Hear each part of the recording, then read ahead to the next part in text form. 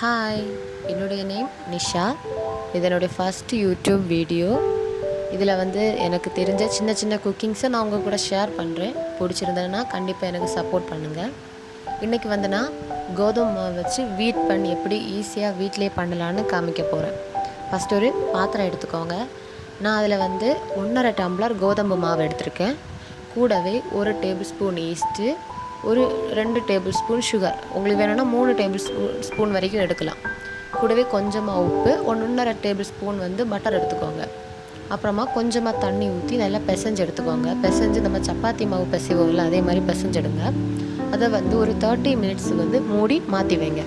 30 minutes தாண்டி பார்க்கும்போது அது ப்ரூஃபிங் ஆகி வந்திருக்கும். அதை திரும்பவும் பிசையணும். திரும்பவும் கொஞ்சம் பிசைஞ்சிட்டு அதை கட் பண்ணணும். கட் பண்ணி பீஸ் போட்டு, உங்களுக்கு எத்தனை பீஸாக வேணுமோ அத்தனை பீஸ் போட்டு ரவுண்ட் பண்ணி எடுங்க.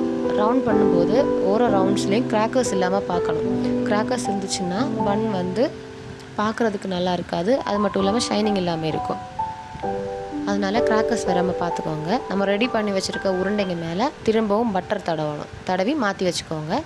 இப்போ நான் ஓடிஜியில் பண்ணி காமிக்க போகிறேன். உங்களுக்கு வேணும்னா நீங்கள் குக்கர்லையும் ட்ரை பண்ணலாம். குக்கரில் விசில், அப்புறம் அதை பெல்ட்டை ரிமூவ் பண்ணி 5 மினிட்ஸ் ப்ரீ ஹீட் பண்ணணும். அதுக்குள்ளாடி ஸ்டாண்ட் வச்சுட்டு நெக்ஸ்ட் இந்த நம்ம ரெடி பண்ணி வச்சுருக்க மாவு அதுக்குள்ளாடி வச்சா போதும். எது பாத்திரத்தில் வைக்கிறோமோ அந்த பாத்திரத்தில் கண்டிப்பாக ஆயில் இல்லைன்னா பட்டர் தடவிட்டு வைக்கணும். இப்போ ஓடிஜின்னா நான் அதை 180 டிகிரி செல்சியஸுக்கு 10 மினிட்ஸ் ப்ரீ ஹீட் பண்ணியிருக்கேன். அதில் 25 to 30 மினிட்ஸ் பேக் பண்ணி எடுக்க போகிறேன். இப்போ பாருங்கள், நமக்கு சாஃப்டான வீட் பன் ரெடி. நீங்களும் ட்ரை பண்ணி பாருங்கள். ஓகே, பாய்.